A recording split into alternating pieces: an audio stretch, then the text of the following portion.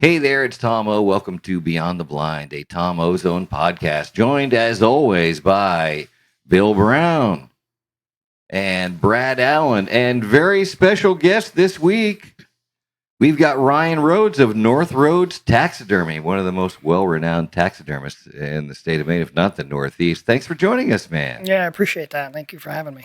Yeah, boy, your work has been all over social media and the internet these past couple of years since I've been on it, and I got to tell you, you do some unbelievable stuff. Well, I appreciate that. I try to have a pretty good online presence to keep myself in the back of people's mind, And Yeah. it's social media is kind of, I feel like it's good and bad, Like it's free advertising. I haven't had a website in years. I use Facebook and Instagram, and I get a lot of work from it, and there's a lot of interaction there, like on the Maine Waterfowlers page, and there's Deer Hunters page. I mean, you can really connect with people, and I mean, it's a pretty good tool, if you can wade through all the BS, Yeah. Do even you get haters? You get haters Oh too? yeah, for sure. Really? Yeah, you know what's weird? Most of them are from Europe. Really? Yeah. Really? Yeah, What's that? on my business page, when I posted the picture of my brown bear, it's mostly Europeans that say whatever, stupid stuff. Yeah. Yeah, it's mostly Europeans. Right. Yeah, which is weird. But when somebody's asking for a recommendation, where do I take a duck to have it? Yeah, And there's 36 responses to that. yeah, And the first 18 are Rhodes text. yeah. I appreciate it. There's Yeah, something to be said about that. yeah. You know what? I always wanted to move to Maine. I'm from Rhode Island originally, and I started doing taxidermy in 2003. I was living in Connecticut at the time. I was living with my parents, and I went to taxidermy school in Pennsylvania for like 7.5 months.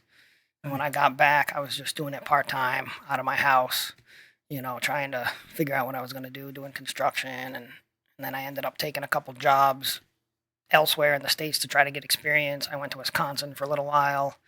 Turned out to be a flop. And then I moved to Kentucky for 2.5 years. I had a big studio to get experience. And then my ultimate goal was to move to Maine. My parents bought property here in Dover Foxcroft, probably 2001. We have a camp up there, deer hunting, snowmobiling, the whole 9 yards.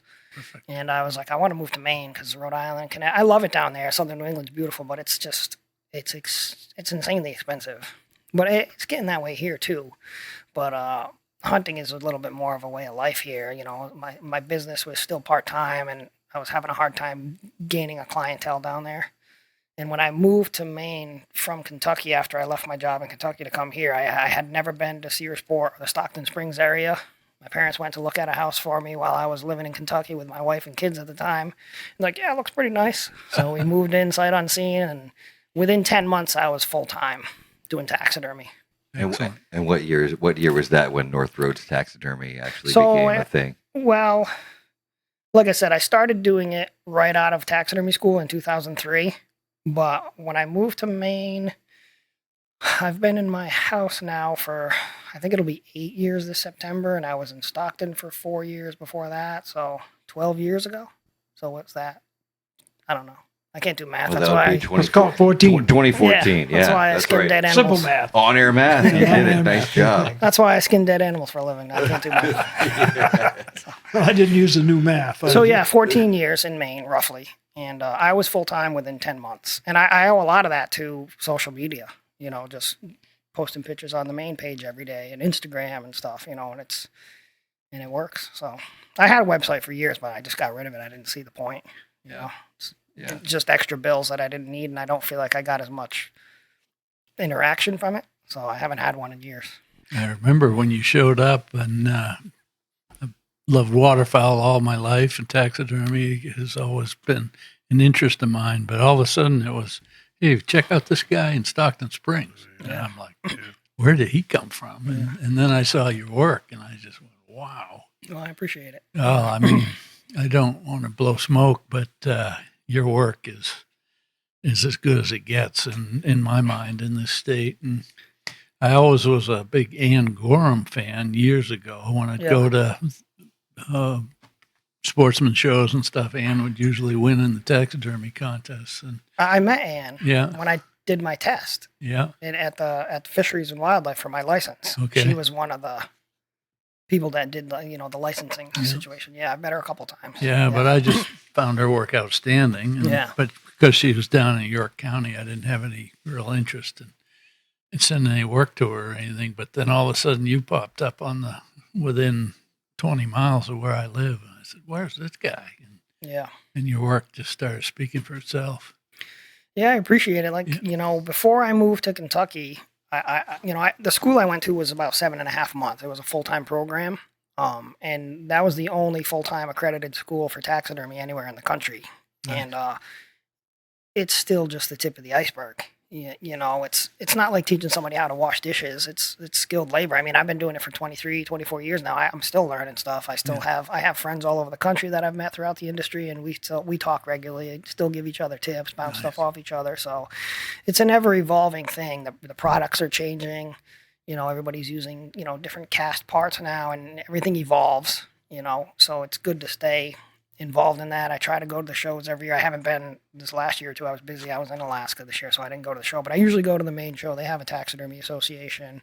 It's a good way to network and learn and see other people's work and stuff. But it's been fun. But I went to Kentucky to get experience because when you work alone in a field that nobody else that you really know does or close by, it's hard to get advice or figure stuff out. So I took a job at a full-time studio in Kentucky, and he was a well-known bird taxidermist as well. He had a big studio, and he had won, second in world, national titles, North American champion. So I worked with him for 2.5 years and mounted everything, hundreds of birds and tons of African stuff. So, I got paid to learn on the job. But that's the only way to do this. You can't really read a book and just do taxidermy. It's something I'm hands-on. That's how I learn. Same thing when I did construction. I started building when I was 15, and I did that for 15 years. I still do projects on my own, but if I don't ever have to swing a hammer again, I won't. You mentioned new technology and trends and stuff like that. Yeah. Is there a place for AI or new technology in taxidermy, whether it's scanning or I don't know? Is there? Yeah, 3D printing is huge right now. They're 3D printing duck heads because I use artificial heads. They're 3D printing feet instead of using real feet because injecting feet sucks. It's like the worst part of waterfowl taxidermy. Right. Because they always shrink, and the stuff you use is nasty. It gives you a headache. It's all chemicals, you know what I mean? I try to avoid as much of that stuff as I can. I would say mostly what we use that's harmful would be, lacquer thinner, Bondo, but I try to limit Bondo either too, just the smells and stuff. But, I use commercially tanned skins. They're a synthetic tan, and they claim that they're safe, but who knows? Right, yeah, they'll find out in years that they're not. You're rehydrated and you're using it it's on your hands and your skin all the time. But with waterfowl, you have to inject the feet with something to preserve them. And I used to use this product called Master's Blend, and it's pretty hardcore smelling. It'll clear a room if you're not used to it. It's pretty bad. And I'm like, this can't be good. Yeah. So now everybody's switching to cast feet, and they're super nice to work with. They're a little bit more costly, but the product end result is hands down better, Right. And they make them in a variety of positions and whatever you species, need. Yeah, standing, flying, different types of flying. So, the products it's really taken off. And then the heads, too, the quality of cast heads now or 3D printed heads are, you cannot beat them. They're super nice. They have, interior nasal detail and all the lamellae and they're incredible. And they're super, super lightweight, which is really nice because when you use, especially an eider head, if you pour an artificial plastic eider head, it's fairly heavy, so you have to use a pretty heavy wire, and it makes positioning them a little bit more difficult because I always wire things pretty heavy because I ship stuff all over the country. So these new lightweight heads are pretty sweet because you can get away with a lighter wire because they don't have that bounce to them and it won't break the skin. So, but even bodies are changing, shapes and anatomy. There's a lot of new products that are coming out that are, top of the line, But I know guys that have been doing bird taxidermy for 40, 50 years, and they still hand wrap their mannequins. And their birds are just as good, if not better, than the next guys. It's just, it's muscle memory like anything else, Sure. So with the 3D printed, the bill is artificial and the feet are artificial, and you're just dealing with the skin. Yeah. And the eyes. Yep. Yeah, the eyes are glass or acrylic. So I use cast heads on waterfowl. I always have, just because cleaning out a real waterfowl head is kind of difficult because there's so much stuff in there, and their bills are actually kind of a soft tissue. Some more so than others. Like eiders are super, rubbery, and you could never clean those properly. And so cast heads are pretty much the norm for, I would be willing to bet, close to 100% of taxidermists for sure. Upland, not so much. I tend to use the real head on upland birds like grouse and woodcock and things like that, pheasants too. They're a little bit easier to clean, and they're more of a hard beak than a fleshy bill. Yeah. So I tend to use real heads on that stuff, unless they're shot real bad and they're blown apart, and then I'll use a fake head. But feet and heads, artificial parts, and they're just really nice. They're really nice to work with, and they leave a really nice finished product too. Sure, right. I mean, it makes it easier for you. Yeah. Now, obviously, we know you from your bird taxidermy, as Yep. as Brad mentioned, because we've seen you on the Maine Waterfowl site and whatnot. Are birds your favorite animal to mount, or do you find joy in just about everything? Yeah, I do like doing everything, and I've always wanted to be a well-rounded taxidermist. I didn't want to be like a one-trick pony, because if I did birds 365 days a year, I'd lose my mind. Like I like to switch gears and do something different and keep my creative juices kind of flowing, But I love ducks. I love birds in general, and I've done some cool stuff over the years for nature centers and Native Americans. I did a bald eagle for the Passamaquoddy tribe several years back, and that was really fun. That's probably one of my favorite things I've ever done, because you don't get the opportunity to do them very often, because they're highly regulated.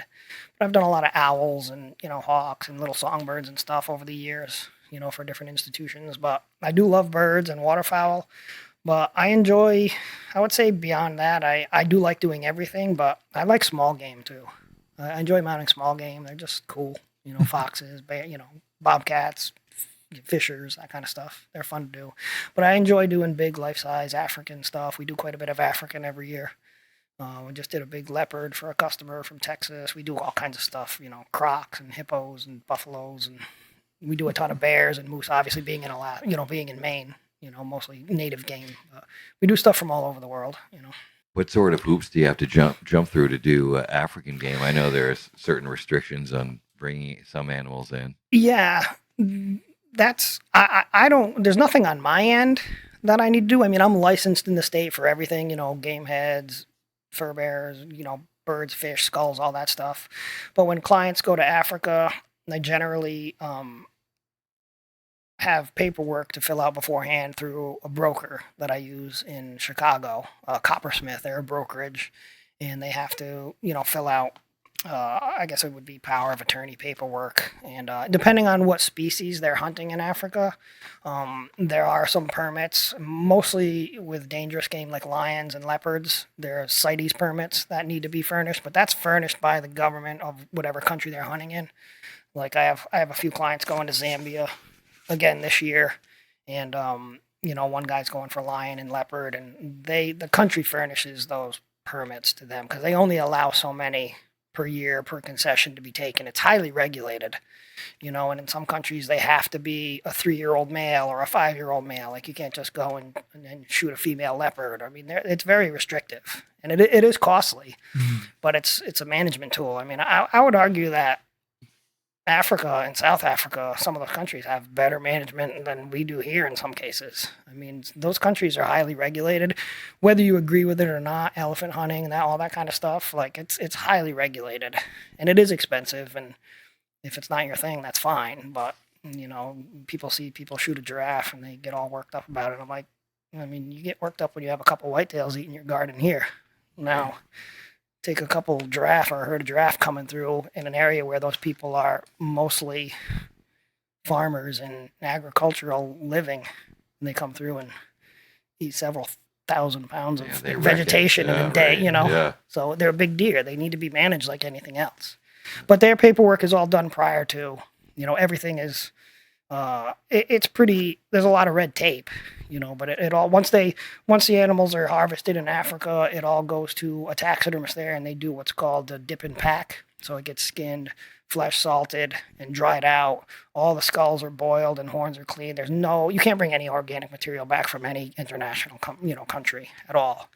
So if there's swine, there's some regulations with that too, just because of the diseases that they can carry, like warthogs and bush pig and that kind of stuff. Primates too. There's stuff has to be I guess decontaminated in a way, or the crates they ship it in have to be handled differently. But that all gets handled like through the brokerage, and then from the brokerage in Chicago, it clears customs, and then it goes directly to the tannery that I use in Michigan, and they're a USDA approved facility. So they handle all that, and then everything gets forwarded on. By the time I get it, it's all tanned. So I'm not dealing with anything. Who knows what they're putting on them over there. Right. Yeah. Right. Who knows how they tan it, right? Yeah. Yeah. So it gets tanned here in the States, which is nice. Because dealing with stuff that's tanned in Africa, sometimes it's not in great shape. It's like a dead skin, and you can't work with them. There's no stretch, so it makes it difficult. But you can't just go to Africa and shoot an elephant, and you know what I mean. Like it's all. You can go, but I mean, you go through legitimate, concessions and paperwork. Like, I think when people think about trophy hunters, I think there's a misconception with the word trophy hunting. I mean, in essence, I think trophy hunting is kind of the paragon of conservation. Those guys are going over there and shooting trophy animals, which means they've lived a long time, they've grown to trophy size, they've spread their genes. Like that's what you want. That's like quality deer management or anything like that. So it's not like they're just going over there and shooting 6-month-old baby lions, Right. So, they want you to shoot the old ones. Right. Yeah. I mean, I think the problem with Africa is poaching, for the ivory trade, and that's a, I don't want to say it, but that's a Chinese problem. Yeah. That's where it all goes. I mean, it's been studied. Rhino horns and right. tiger, whatever. Right. Yeah. It's the ivory trade. So it's not the rich dentist that killed Cecil the lion. He's not the asshole. Excuse my language, but Yeah, you're fine. maybe he is. I've never met him, but just because he spent $50,000 to shoot a lion doesn't make him a bad guy. Like it was legal. It was done legally. And just just because you name the lion, he's not a Disney character. It is what it is, So I went on a photo safari probably 5 or 6 years ago in Tanzania. And, I understand the value of hunting. And one thing I realized, that I tried to study more about it in Africa to understand, the value of it and how it worked. And one thing I found is how each country is different. Once I kind of figured I had it straightened out, and I realized in Kenya, they don't do any of that. Right? They shut down Kenya hunting years and years ago, and their wildlife populations have tanked. Yeah, that's what there's no value to those animals. So the local people of Kenya are nomadic. They're villagers, farmers. So when lions are killing their cattle, they're just going to poison the lions. Or they set snares for the bush trade or whatever. Yeah. So that animal no longer has a value to them because it's taking away from their living. Yeah. So when you institute hunting and say we're going to give out 4 male lion tags this year and they're going to cost $50,000, those people are going to protect that. That's a resource now that brings money to that country. Yeah. Whether you agree with it or not, I don't care what your thoughts are on hunting. If you don't like hunting, don't hunt. Yeah. Don't immerse yourself in it. But there's biology, and for a reason. We have biologists that handle the bears. We have biologists that handle the moose. Yeah. Same thing in Africa. They know what they have. Yeah. They know what it's worth, or they don't. But Kenya, the population in Kenya of animals, that's well documented that it's the population of game animals have tanked in Kenya. Yeah. In other areas like South Africa is a little different because most of it is high fence. But they're enormous. They're hectares there, but they're 50,000 acres or 100,000 acres, so they are high fence, but they're managed very well. Mm-hmm. But Namibia, Zambia, Zimbabwe, Mozambique, that's all free range wild hunting. So they know what's there. It's managed very well. It is costly for tags for dangerous game. To shoot lions and elephants, it's not cheap, but. Same thing with an elephant, I know several guys that have shot elephants, and they say by the end of the day, there's nothing but a blood stain on the ground. There's nothing wasted. Everything goes to local villages. They eat what they shoot in camp. Like guys go shoot plains game. They eat everything in camp. They cook with it, and then the rest of it gets donated. Nothing goes to waste. So you don't have to shoot an elephant if you don't want to. Now, have you mounted an elephant? What's the coolest animal you've mounted? I've never done an elephant. I have a feeling I'll probably get the opportunity eventually. I do have a client from Texas that I do a lot of African stuff for. He's going back this year for lion and leopard again, and he's been talking about it, so I'm kind of hoping one day I get the chance to do it. I've never done one, but we did a hippo for him just this past year, a shoulder mount hippo. We did like a 14.5-foot croc for him, or actually maybe it was 15.4. It was pretty big. You did a full body mount of the croc? Yeah, That's we did cool. a life-size croc, like at a watering hole, like with a warhog. It was pretty cool. Yeah, a dinosaur. I mean, it was just This unreal. dude's got some room. Yeah, he's got a house in Idaho. We ship everything to Idaho, and I mean, the coolest thing, I don't know. The bald eagle was really cool, but I mean, just getting the opportunity to do different stuff. I've done, I did a vervet monkey for last year for a client that he shot in Africa, and I actually have another one to do.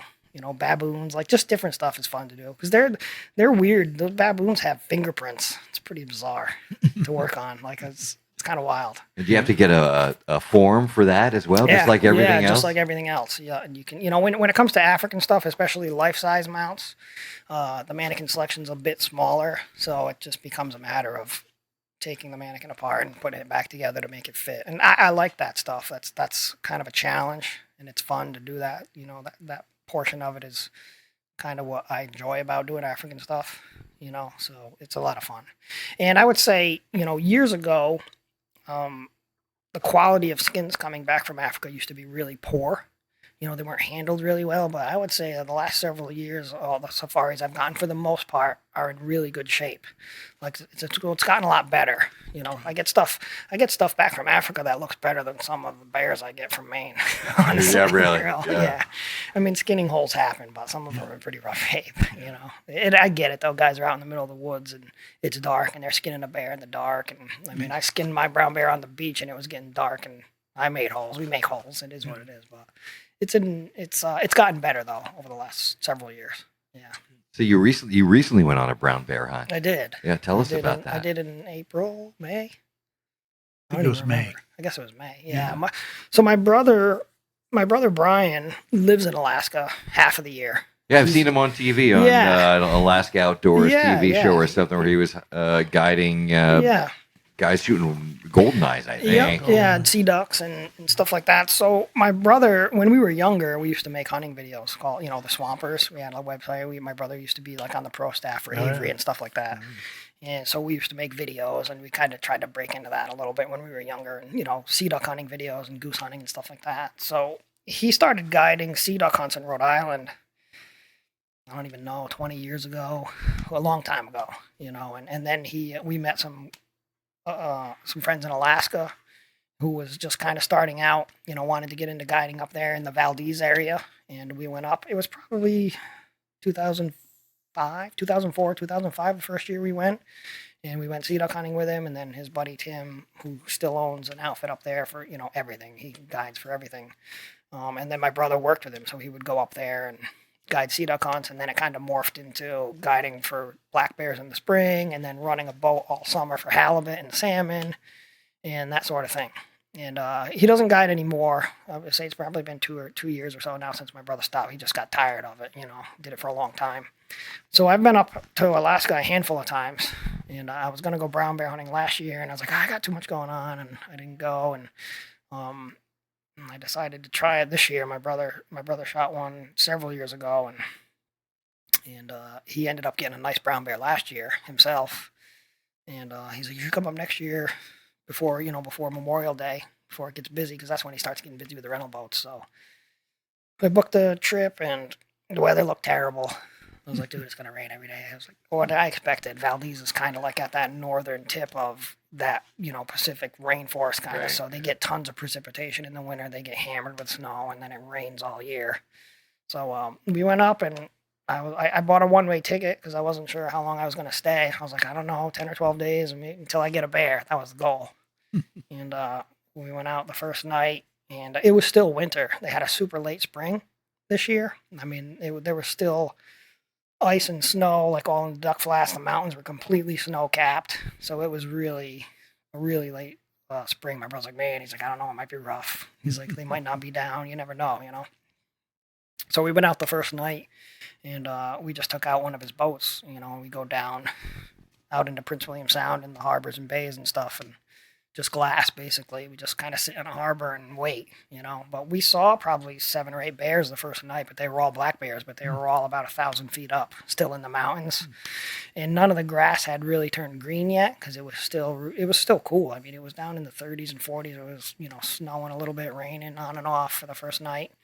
And I had a black bear tag too. It was like, if the black bear steps out, I'll put a stalk on that, you know. But they were all up in the mountains. But we saw several of them, and we ended up going back the next night, and we got into, you know, a cove and just sat through low tide and kind of sat in the sand. We couldn't leave anyway. We had to wait for the tide to come back in, and it was probably about 10 p.m., 10:15 p.m., and we were like, yeah, let's head out, because I mean, sunset was like 11 or 11:30, you know, Alaska, so it's pretty late. Yeah.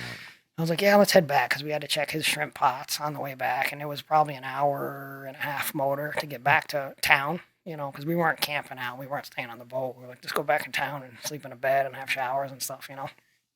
And we were motoring out of this little cove, and I just turned around to look one last time, and there was a bear standing on the beach. I was like, dude, there's a bear on the beach, you know.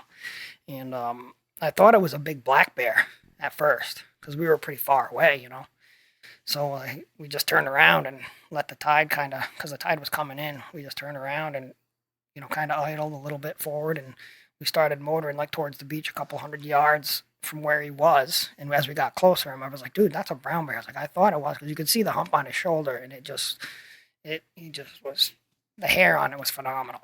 Like, it was like he was in super good shape. It's like he just came out of the den. He hadn't rubbed it all, like real nice. Not a monster brown bear, like, you know, not like you hear about on Kodiak, like 10-footers. You know, it was an average bear, but I was like, I don't care about that. I'm not really a trophy hunter per se, even though brown bear is pretty much a trophy hunter. I get that, yeah. But I was just there for like a nice bear, the opportunity. So we motored up and nosed onto the beach, and there was a rise in the beach, so he couldn't see us. And we hopped off the bow of the boat and kind of hoofed it towards him, and we got over the rise, and he was already working away from us down the other end of the beach. And there was a huge flat in the back, so he was probably working his way that way, because there was some grass kind of starting to turn green. He was just eating grass on the beach, you know, because that's pretty much all there is this time of year. There's no berries yet, there's no salmon yet, so they're just kind of eating grass and roots and stuff. So we decided to get back on the boat and motor our way towards where we thought he was going. And we just started motoring along, and he was watching us. Like, we were only a couple 100 yards away. You know, we were going slow, and he climbed up on some rocks, and he turned and sat on his haunches and just looked right at us and just watched us motor by. And there was a tiny cove that had a small beach. And my brother's like, dude, he's going to go to that other flat. He's like, I guarantee it. So we kind of motored around, and as we got a little closer, he turned and ran up into the woods. And it was just a small peninsula of land, and it kind of had a big rise to it. You know, it went up maybe 30, 40 feet of elevation, but it's thick. As soon as they go in the woods, you can't see them. They disappear. So we nosed into this beach, and he's like, just get up on the bow. And I sat up right on the bow of the boat, and I had my scope turned all the way up. It was like a 15-power Vortex scope. And we're sitting there, and he was next to me, backing me up. He had a 375. I was hunting with my Tika T3 300 Win Mag with 200 grain, solid bullets that I got custom made. And we were sitting there. I was like, I need to turn my scope down, because I was like, I'm not going to be, if we're close, because the woods were only, 60, 70 yards away. So I turned my scope down, and he taps me. He's like, he's right there.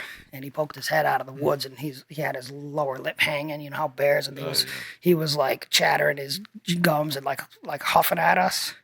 And my brother's like, oh, you need to make a decision if you're going to shoot this bear. He's like, is he big enough? I'm like, dude, if he steps out, I'm shooting it. I'm like, it's not a cub. And I'm not here for a 10-footer, because there's not really that size bear there. I'm like, I just want a nice bear. And so we were sitting right on the bow of the boat.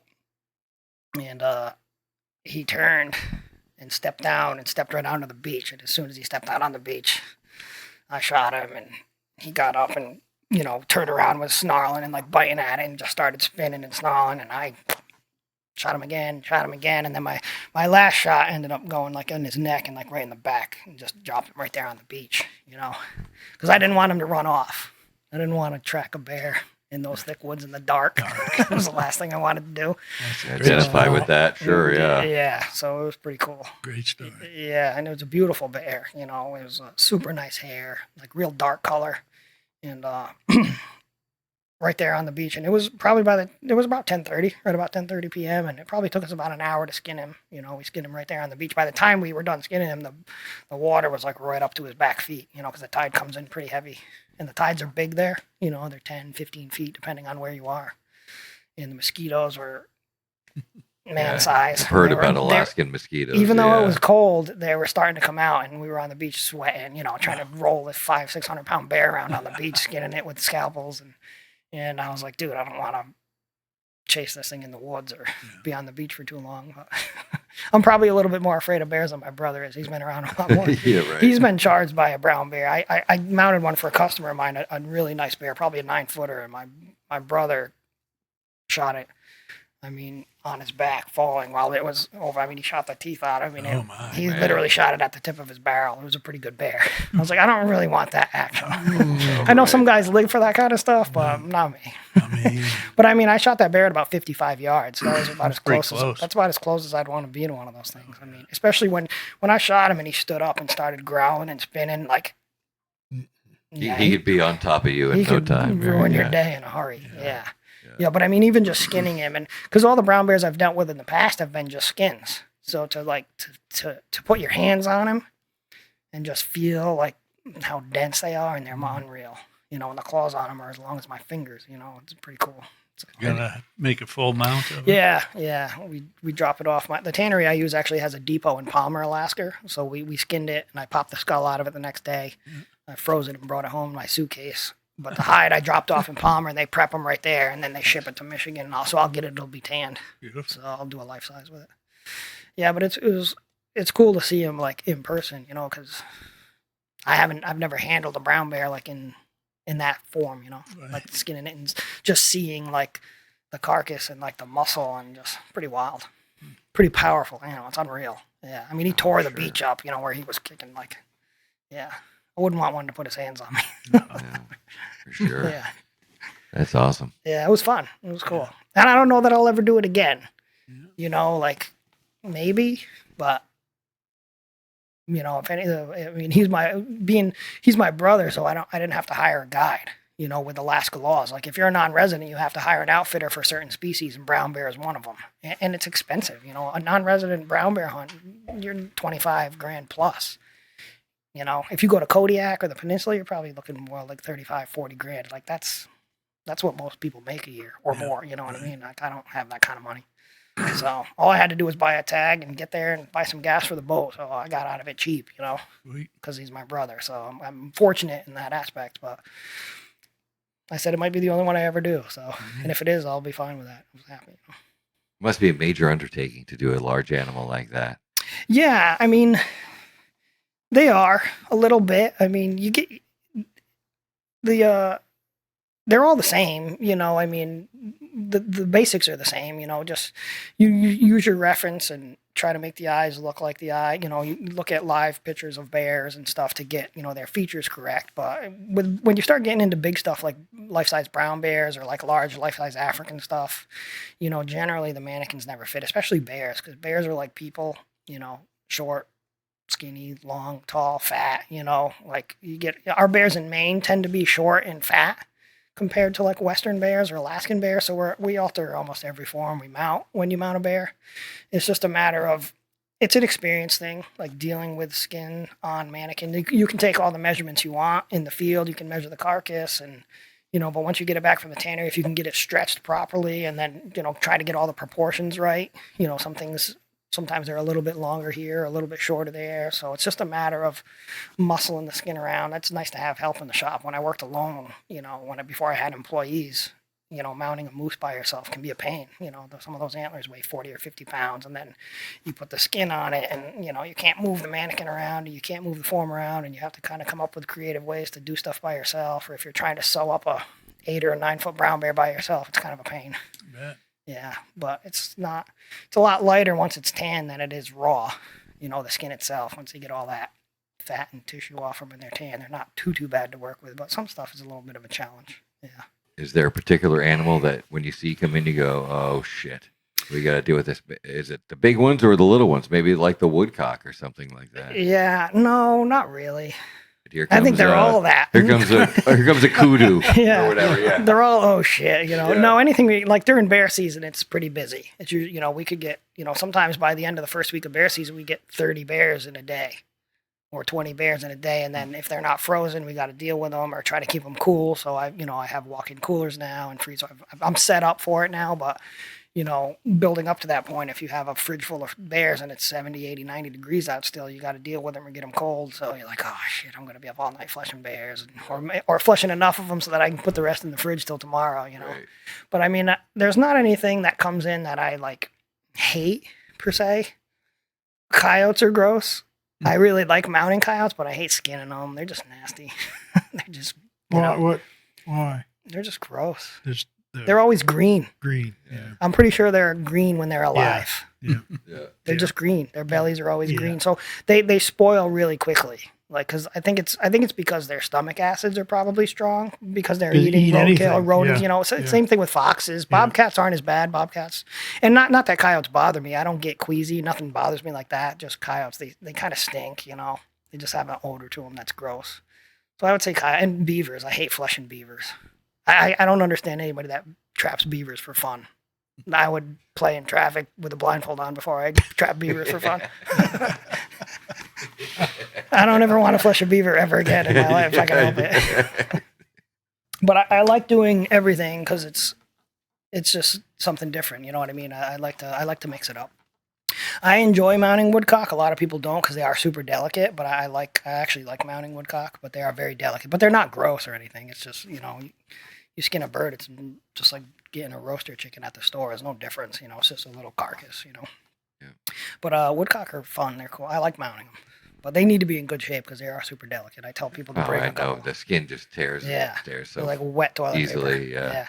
And if they're handled by a dog, I don't care how soft his mouth is. They're not waterproof like a duck is. So like a grouse or a woodcock, they put them in their mouth and all those feathers are stuck to their tongue. So you're already kind of handicapped with a bird that's already super delicate. Yeah. So I tell guys, if you want to get a woodcock mounted, if you tell a guy that's a bird hunter, an upland bird hunter with a dog, and you tell him not to use his dog, that's like blasphemy.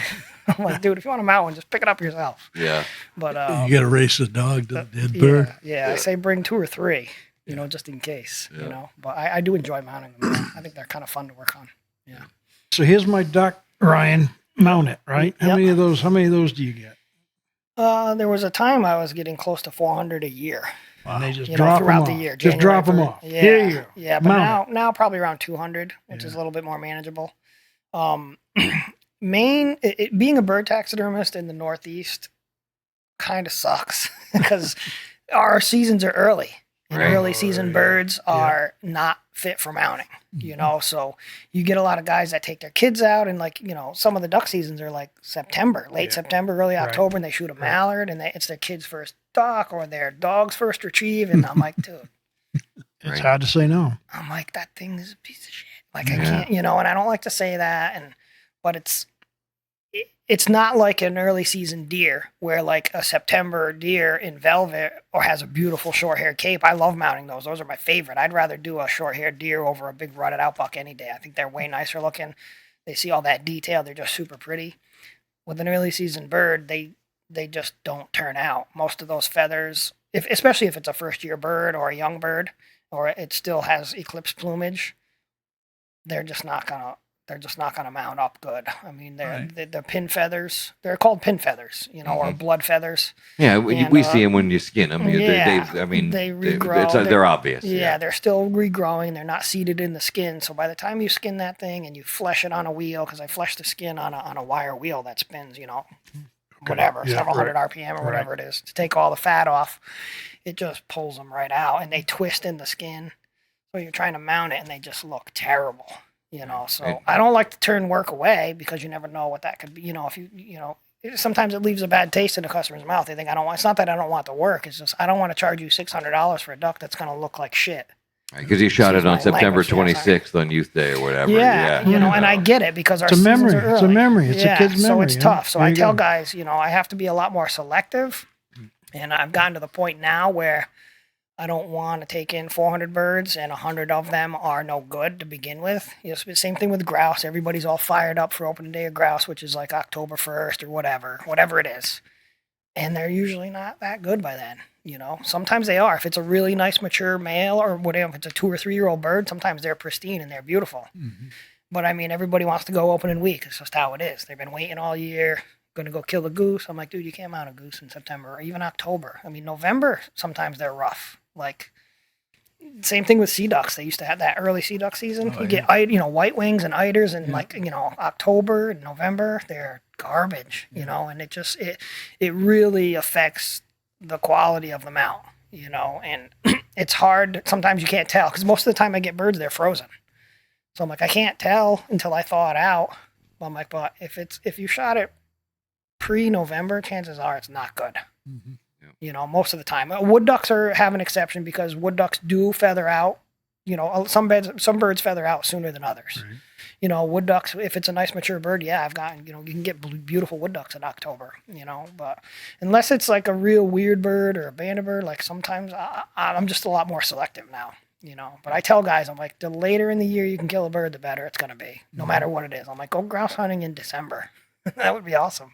Or even November. A couple of weeks makes a big difference. You know, usually by the middle of October, grouse are in pretty good shape. Unless it's a first-year bird, then forget it. It's not mountable. and they're tiny, you know what I mean? So you can see them in hand. You know, a guy will bring 2 or 3 birds, and one of them's like a dove, and the other 2 look like miniature chickens. You know, they're super nice. But, I mean, quality of the bird is everything.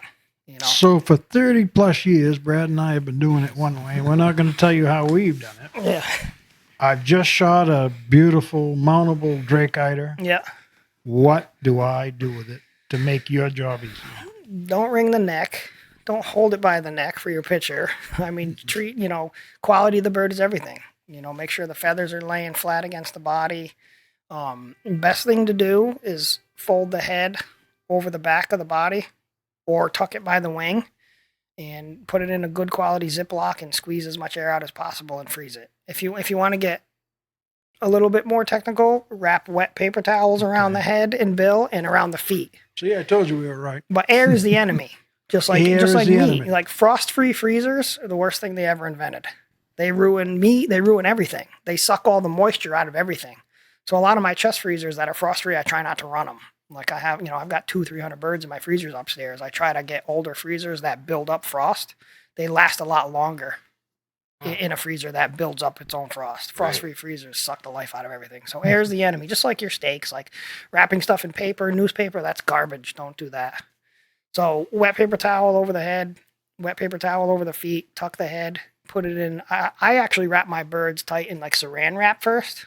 I'll wrap them in like plastic. I have big rolls of plastic wrap. So if I get birds fresh, like grouse or whatever, and I know they're going to be in the freezer for at least a year or whatever, I wrap them up really tight, and then I put them in a good quality Ziploc bag and squeeze out as much air and freeze them like that. If I'm going to freeze something for like super long term, like my own stuff that I'm never going to mount, You're right. Yeah. I'll skin it and I'll completely submerge it in water and freeze it, and that'll last forever. I mean, I mounted birds that were frozen for 15 years like that. In water. Yeah, it froze like a block of water. Like get the skin completely submerged. Even the bird itself, you could freeze a bird in a block of water. It will last forever. Just take up a ton of room. That's the only thing. But that's the best way to do it. How about blood? A real concern? Can you No, clean not really. that up? Yeah, now? I You mean, can- everything's shot, broken bones, blood. You know, eiders are white, snow geese are white. You know, you can pretty much get it out. Occasionally, like I've done some late season ptarmigan from Alaska, like real late spring birds. Guys go out before they start to change back in their summer, you know, plumage, and they can be like sunburned. Like they get really frayed and burnt out. Like just like deer antlers, they get bleached out in the sun. And so it kind of discolors the feathers a little bit, and they're not quite as white. But I mean, bloodstains are usually not a problem. It's pretty rare to not be able to get bloodstains out. But if you have a white bird and there's blood all over, you rinse it off with cold water first and then freeze it. It's not going to hurt it, you know. If people saw what a bird looks like during the mounting process, they wouldn't be so worried about Yeah. they wouldn't even know, you know, because you skin a bird and flesh it, and one looks like a pile of hell. And like, how you make a bird out of that, you know? So the nylon stocking thing is a myth? Yeah, it is. I mean, it holds everything tight, but it's not necessary. I mean, you don't want to just ball it up and crunch all the feathers. Like old squaws, guys call all the time about old squaws, pintails, and pheasants. So I don't want to break the tail. Yeah. Like, you have to like kink the vein of the feather for it to be ruined. Not that it really will be, but I mean, if you curve a feather, if you put a pheasant in a bag and the feathers are curved, it's not going to hurt. I mean, they're flying through the trees and the fields, and their feathers are getting all messed up on the regular as it is anyhow. So it's not as big a deal as people think it is. You won't have to do the bourbon pantyhose trips anymore. No, that's good. Yeah, but you don't need to. I mean, the pantyhose don't. Makes it They easier don't to make it anything makes it better. easier to handle them when I'm stuffing them in somebody's weight Yeah. is to ship them home. Yeah, I mean, if you want to pull one through, you know, bill first and then Yeah. tuck the head over the back, Right. you know, but I would say for me, in my personal experience, it's wet paper towels on the head and feet, airtight as possible and frozen. Yeah. Even on the feet where you're not using the feet anymore. Yeah, like I said, now it's not as big Now a it's deal. not a big Now deal. it's not as big a deal. But freezer burn can be a pain, you know. But I mean, it takes a long time for like wings to get freezer burned. If you have like a bird that has freezer burned wings, it's probably been frozen for. How few long? I years. mean, frost-free freezer. How long can I keep a duck in the freezer? If it's not wrapped well in a frost-free freezer, I've seen them get pretty hard to work with in a year, or less. I mean, if I've had guys just throw birds in the freezer and nothing, and they're frozen for a year or two, and I get them and they're like freeze-dried food. I'm like, dude, I can't even skin this thing. You can inject them with stuff. You know, I can inject them with Windex or, you know, Dawn and water, and things kind of reanimate and get a little bit more pliable. But it just makes things a little bit more difficult. The skin loses that elasticity and that pliability when you're working with, so it makes it difficult to mount them. So frost-free freezers are definitely the enemy. But I mean, obviously, people aren't going to go out and buy a brand new fridge because their freezer's frost-free. I get it. But if you just take some time to do a couple extra steps and freeze it like that, it's usually not a problem. Like I said, I've got birds in the freezer for up to 2 years on average, and it's usually not something that's, oh, your bird's not mountable because I left it in my freezer for too long, you know. When somebody just drops off a duck, do you work with them on, you know, do you want it flying? Do you want it landing? Yeah. Or do they leave it up to you to use your creativity? A lot of guys have an idea what they want. Yeah. I generally will say, you know, if they're like, oh, I want it flying to the left. I'm like, that's fine as long as there's not any damage on that, because you can't see, you know, once, you know, pellets go through feathers, like they kind of disappear and you can't see damage until it's been skinned, and, you know, or if it has shot damage in the primaries or secondaries, if it's going to be an open wing bird and you blew the wing to shit, I'm like, it's not going to look great flying. So some guys are pretty flexible, like do whatever, you know, but usually the pose they want is not a problem. But sometimes the bird will dictate that. I'll say, hey, I'll call him and say, hey, you wanted this bird flying, but this wing's in really bad shape, or it's got too many, you know, missing primaries or shot up, and I don't think it'll be as nice. So are you open to this or that, you know, different options or whatever. So, but for the most part, I can do what they want, you know. What about care of your mount after it's done? I mean, in order to get longevity out of it, what sorts of things do people need to remember? Yeah, you know, it's funny. That's kind of like a inside joke about bird taxidermists, because we spend all this time like putting every feather in place and grooming them and painting them so they dry nice, and we keep feather dusters in the shop and keep them clean, and then guys come and throw them under their wing and throw it on the back seat. And the feathers are like, I'm like, you know, people like, they don't really know, you know, or they'll come pick up, you know, a bunch of stuff in their truck and they got dogs and kids with them and they can barely fit a bird in there. I'm like, dude, like, I just spent all this time on this bird, and like, it's like the tail light guarantee, because it's gonna look like shit by the time you get it home and hang it on your wall. But I mean, yeah, keep things out of direct sunlight, and the birds, anything that hangs on the wall is gonna collect dust. Birds for sure. I just get cheap feather dusters from like Walmart or your dollar store or whatever, and just hit them with that, and it works nice. Just go like build a tail, and it takes the dust right off them. They look fine, you know. Birds, Yeah, I mean, over time, if you hung them in direct sunlight like a deer, they'll fade, for sure. Or not so much with waterfowl, but if you hang deer heads like really close to like a wood stove or like in a super dry environment, it can cause like the fine details over time to crack, like the skin, because it'll separate from the glass eye a little bit, and sometimes you have to make little repairs. But that's a humidity moisture situation, which is sometimes unavoidable. But if it's a commercially tanned skin and it's thinned out properly and dried properly before you do the finish work, you shouldn't have those issues. But it happens. I mean, a lot of people in Maine have fireplaces and wood stoves, so it's a very dry environment, so it can happen. But little repairs are not a problem. But birds, for the most part, just keeping them dusted off and try to keep the feathers in good shape while you're transporting it home. What's the best compliment you can get as a taxidermist? That it looks realistic, or this is just how I saw it, or what? Yeah, I mean, competing is fine. It's to go win ribbons and do nice and get compliments from like other taxidermists, but I mean ultimately at the end of the day your customer is what matters, and making them happy. And I feel like other taxidermists get pretty nitpicky about stuff like your bird, like, oh, they don't do that anatomically, like if you have like a redhead coming in all cupped up and the head's all puffed up, like they don't do that when they're flying, their head should be. I'm like, I don't care. Yeah.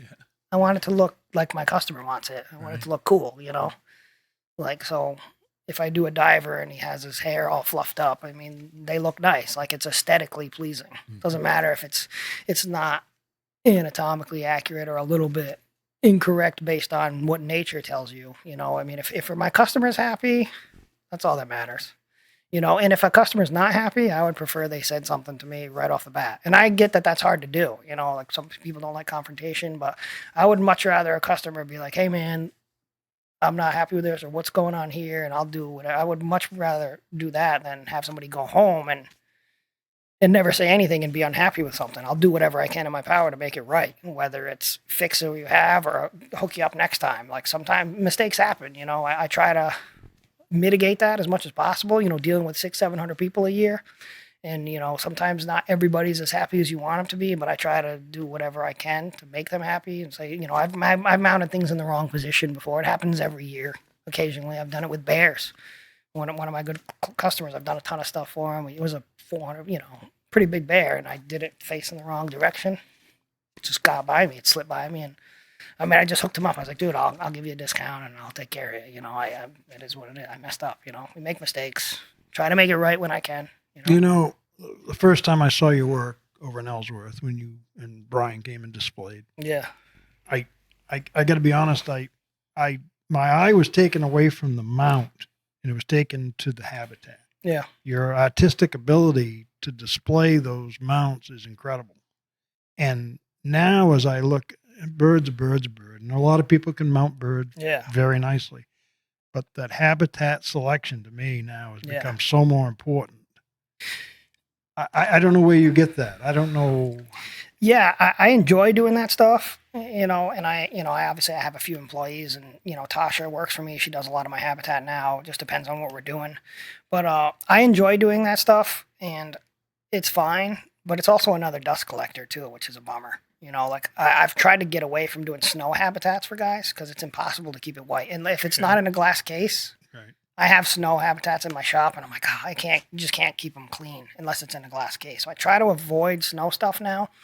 But I mean, we do a lot of life-size bears and half life-size bears, and they have habitat and displays and stuff. And, we build artificial rocks and have, ferns and greenery and all that stuff. And it looks great, but I mean, it's just another thing that you need to maintain, which is fine.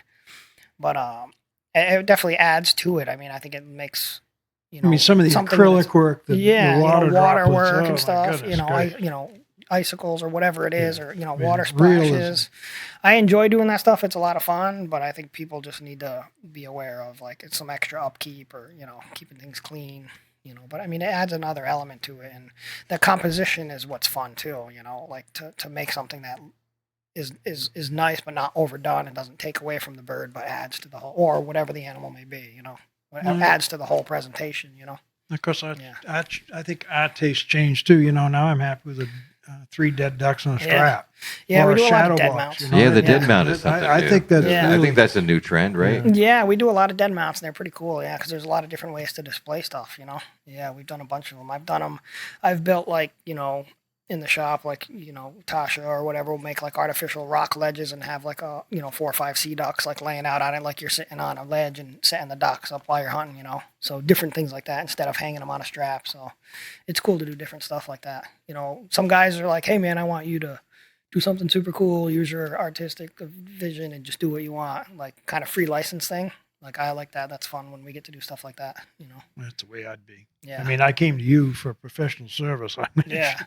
Whatever I got think, no taste. Yeah. Right. And most customers are great too. I mean, every once in a while you get a customer that might be like, oh, I kind of envisioned it like this. And some of that's my fault for not being like, hey, if you have something super specific in mind, like send me a picture and say, I want it exactly like this or as close as possible.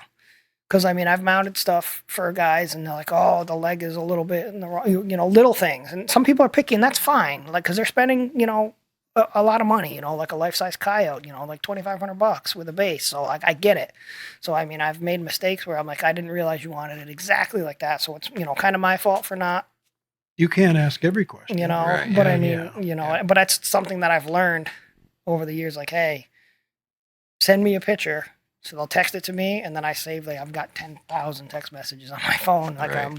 I'm out of storage, because I have to go back and look and make sure I'm doing things right. And I still make mistakes. That happens, but some people are a little more picky than others. But I get it. Like I understand. Somebody's paying top dollar for something, and it might be the only thing they ever get mounted, or it might be the first time. So if somebody's spending $500 or $5,000, it needs to be right. So I can understand the pickiness, but sometimes it needs to be kind of elaborated on a little bit more because sometimes it gets lost in translation. It might be a slightly different position, or they might have had a different vision in their head for the last year and a half of how their bird's going to be or whatever, and it's not quite. But you know what I mean? So it's just gets lost in translation sometimes. I don't think that's just taxidermy today. Yeah. I think Right. that's everybody's expectations are way up there. Right. Yeah, but I get it. I mean, you're paying for a service, especially if it's a top dollar type thing. I get it. Like the same thing. Like we were talking about my injury. Like, I want my electronic tailgate to work on my Chevy forever. But Oh, geez. Well, we're glad that you don't have 2 casts on your arm right now. Yeah, right. For You're a those lot that, more mobile than I thought you were. yeah, Yeah, well, I'm also not as intelligent as I should be. I probably should. Should have bought a Ford. Yeah. So that must have put a kibosh on some of your work this spring. You're Yeah, a little bit. breaking both arms. Yeah. Tell us about how that happened. Yeah, so I was up at camp. I guess it's been close to 4 weeks now. I think Saturday will be 4 weeks. And I went up to camp. My family has camp in Dover Foxcroft. And I went up with my girlfriend and my kids. And just to go up and ride 4-wheelers and hang out for the weekend. And I've got clients everywhere. So I was like, oh, I have some stuff ready for some guys that live in Dover. So I'll bring a deer head, or, I had a bear shoulder mount and a deer head for a customer. And I have a tonneau cover on my truck. And, it's a Chevy Silverado, and it's a 2020, and I put everything in the bed. And the tonneau cover was closed, the tailgate was closed, and I had a customer coming over in, 20 minutes, 30, whatever it was. And I couldn't get the tailgate to open. Electronic. Because mechanical handles don't work anymore, apparently. Right? So let's make it better and put a motor in it and electronics or something that Must add to the miles per gallon or Yeah. something. Yeah. Yeah, so this electronic tailgate's good for apparently about 5 years. So I couldn't get it open. It just wouldn't open. I'm like, I don't know what to do. Like, I can only push the button so many times and say the F word and punch it as many times as I can. So I had to peel my tonneau cover off from the inside and reach in and release it and roll the tonneau cover up. And then I get in the truck. At this point, my blood's boiling because I was irritated. So I'm standing there and I'm just kicking the shit out of my tailgate from the inside of the bed for a couple of minutes. And that didn't work magically. And then I just kind of stopped and like took a breath for like 2 seconds. And I just leaned my leg against the tailgate and I reached down and pressed the button. And of course it opened. Yeah, of course. And, and they don't fall. It opens slow, And I was like, lost my balance and tried to jump over it and just ate shit on hard packed gravel, and I landed like on my forearms like this, and I fractured both of my forearms, which I didn't know right away. At first I thought it was just my left one because I couldn't do anything. I had a customer come over, I couldn't do anything. My arms were like, I was like, I'm pretty sure I broke my arm. So I went to the hospital like 2 hours later. I broke my glasses, like I stuffed my head into the driveway, broke my glasses, cut my eye, had a black eye, shattered them. So I go to the emergency room and like, oh, you have a hairline fracture. I'm like, awesome. So my customer came before I even went to the hospital, and I couldn't even pick up his deer head. Like I couldn't do anything. I could barely hold like a bag of chips in my hand. Like it was, yeah. So, and then I was like, I should probably go see an orthopedic doctor just for a second. I mean, just to be sure, because not to say that they didn't know what they were doing in Dover, but I was like, my right arm's hurting me pretty bad as well. So the following Monday or Tuesday, I had an orthopedic doctor, and he x-rayed both arms. He's like, yeah, that arm's broken too. I'm like, awesome. That's good news. So, Tufa. I was like, I need casts. He's like, no. I was like, dude, it's impossible for me to not use my arms. Like, I can't. I mean, I couldn't even get dressed. I couldn't take my shoes off. I couldn't take my shirt off for like 2 or 3 days. I couldn't do anything. I was like, dude, I can't do anything. So he's like, he's like, you should probably wear a sling at least. So I wore a sling for like a week and a half on my left arm. And I was trying to just be ginger as possible with my right arm. And he's like, you shouldn't lift anything over the weight of a coffee cup. 5 pounds. Not even, yeah. I was like, so starting my leaf blower the other day with my right hand wasn't a good idea? He's like, no, that was not a good idea. So yeah, I still can't. I mean, it's been almost 4 weeks, but I still can't put my body weight on them. I still can't bend them all the way. I still can't straighten them all the way. And if I turn my hands too hard, or, even like putting like a drill bit in a bill with the chuck, like it'll just send like a shooting pain on my arm. So I mounted a few birds this week, but I have to have Mark change my bits and turn stuff. I can't do it. So yeah, kind of. It's good to have helpers. Yeah. So lesson learned. Take a longer breath.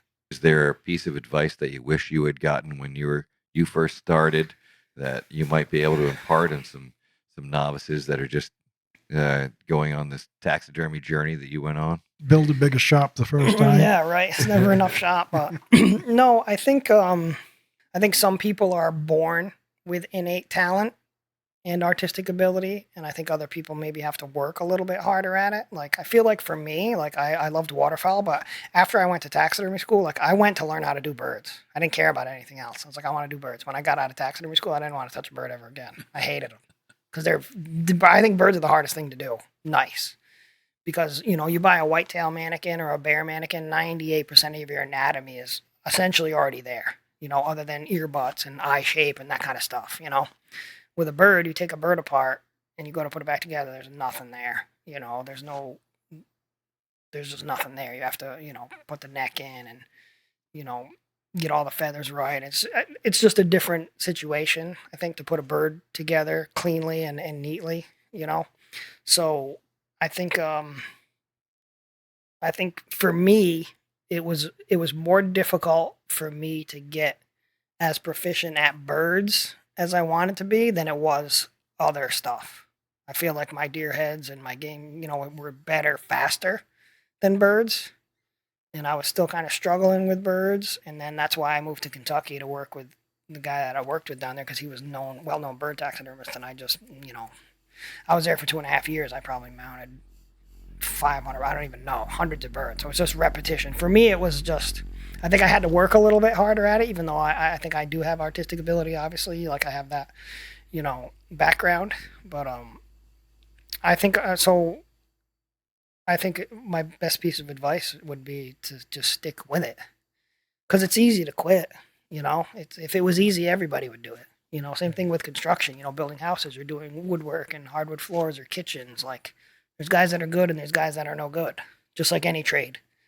You either have it or you don't, or you have the ability to want to get better or you don't. You can quit or you can't. It's just that simple. I think everybody has the ability to do whatever they want if they just put the time in. But I do think there are guys that are, or women for that matter. There's a lot of women getting into taxidermy now, and I feel like they're way better than men, and they get way better faster. They listen. Men don't. Right. From experience, hiring people, but like they're just a more attention to detail. There's a lot of young girls getting into taxidermy in the industry, and they're phenomenal artists, and they're really good at it. And don't get me wrong, there's a lot of guys that are super talented. I can name 100 taxidermists that I think are 1,000 times better than I am throughout the country that I know. But I think just stick with it. I know some kids that have done taxidermy for 2 or 3 years, and they win a world title. Like best in world waterfowl. I was like, dude, it took me a long time to figure out birds. It took me several years to get to that point. So I think some people have innate talent and other people have to work a little bit harder, but you can get there if you want. Just stick with it, But taxidermy is a weird thing to get into too. I get messages weekly from people like, hey, I wanna be an apprentice, or can you teach me? And I wish I could, but I can't take on people and just teach everybody. I have employees I'm dealing with. I'm trying to teach my son, and not that I'm worried about competition, but it's like I'm not really in a position where I just want to teach a bunch of people things that are going to ultimately open a business. And not that I'm worried about competition. I'm pretty well established, but it just doesn't make sense for me to just be like, yeah, come and watch me work for a month and then go do, because I'm not. It's just I'm bouncing around between projects and doing all different kinds of stuff, Right. So, is it a generous community in general? It is. Yeah, no, it definitely is. Like, I don't have a problem helping people online, or if they want to call me and I can talk through things. But for me to like take somebody on and just be an apprentice and just show them how to do it, like I'm just not in a position. It wouldn't be fair to them either. They're not. You're going from. Yeah, like for me to dedicate a day to somebody, like I feel like would be impossible for me to do right now. Like I mean, my son comes in the shop for a couple hours a day, and he's just learning how to skin birds right now, and then it'll be fleshing it. But it takes years to teach somebody how to do this. I've had employees that were with me for 4, 5, 6 years, and I'm still learning. So like going back to what I said about like washing dishes, like it's a little bit more involved than that, so for me to hire somebody and train them from the ground up is a huge investment, a huge undertaking, and it's when you put 2, 3 years into somebody and then they quit or they bail, like it's a bummer. I don't expect people to work for me for the rest of their life. I get it, but at the same time, it's a difficult industry kind of to get into because there are a lot of people that don't want to train potential competition, which that's not really why I don't. I'm just not in a position time-wise to do it. But it's hard for people to break into it and just teach it on your own, like if you don't have a lot of time to put into it. There's a million resources out there. I mean, there's YouTube channels and videos. I mean, the resources available now to people that want to learn it are boundless, but it's one of those things. It's a highly skilled, field. So it just takes time like anything else, What do you think one of your biggest successes is, whether it's an award or an animal that you were trepidatious about doing that came out good? What do you look back on and say that was a good success? Yeah, honestly, I think just being where I am today is, I think I had a goal for a long time to like move to Maine and have a taxidermy business. And when I worked in Kentucky, the guy that I worked for was like, you can't do that. You'll never make it, blah, blah. You know what I mean? Like, don't tell me what I can and can't do. You know what I mean? I think a lot of people treat taxidermy like kind of a poor industry to get into. Like, there's a lot of taxidermists out there. They're like, this sucks. I work 16 hours a day, 7 days a week. I'm like, well, just because you're a good taxidermist doesn't mean you're a good businessman. Like, you could be the best plumber on the cover. If you can't run a business, you're dead in the water. Right. It's tough to be an artist and a businessman, right? I mean, I feel like I'm more of a businessman now than I am a taxidermist, and I don't like that, but I happen to be good at both. Like I manage 3 people, and, I wear a lot of hats. But I think one of the things that I'm most proud of is, I enjoy being able to give customers something that they're happy with and they're proud of and that looks good. But like, I think me being where I am is something that I'm most proud of. I pay my employees well. Like that's important to me because I've had a lot of shitty jobs and not being paid well or not being respected or treated well. Like that's the worst, like people don't quit bad jobs. They quit bad bosses. If somebody's going to quit working for me, it's not because they're not making money. If you don't like me, that's your problem. But I mean, I think I'm a pretty easygoing guy, but I mean, my employees make a good living. Like I'm not trying to get rich off of anybody. I'm not getting rich myself. I mean, I make a comfortable living and I love what I do. To me, that's everything. I've had a lot of jobs that I hated. When I graduated high school, I was doing construction, and I was on pretty much a work release kind of program where, I would go in and do my whatever credits, and then I would leave 10:30, 11 in the morning and go on the job because I was in a vocational school for carpentry. I was 1998. I was 18 years old, and I had a job with a construction company making like $26.50 an hour, like prevailing wage jobs, like state jobs. But that was a ton of money in 98 for an 18-year-old kid, and I hated it, and I quit. And my dad's like, "What's the matter with you?" I'm like, "Dude, I hated it." I was like, "You're on a job with 10 guys and 9 of them are raging assholes." I'm like, I'll go work somewhere else for half the money if I liked what I'm doing, So kind of creating my own happiness and making sure that my employees like coming to work every day and they're not dreading it and staring at their watch all day, like, or they feel like they're not making money. Like, that's, to me, is not success. Like, I want everybody to be happy. I want everybody to make money. I want everybody to enjoy coming to work. We come in and laugh and bust balls and we listen to podcasts or music and we have fun, So I think that's my biggest success, So how would you like folks to get in touch with you? Instagram and Facebook is the easiest way because I don't have anything else anymore. My cell phone. I'm pretty good at communicating with my customers. I don't ghost people. Like, I'm pretty well known for my customer service. I think I get a lot of positive feedback on that.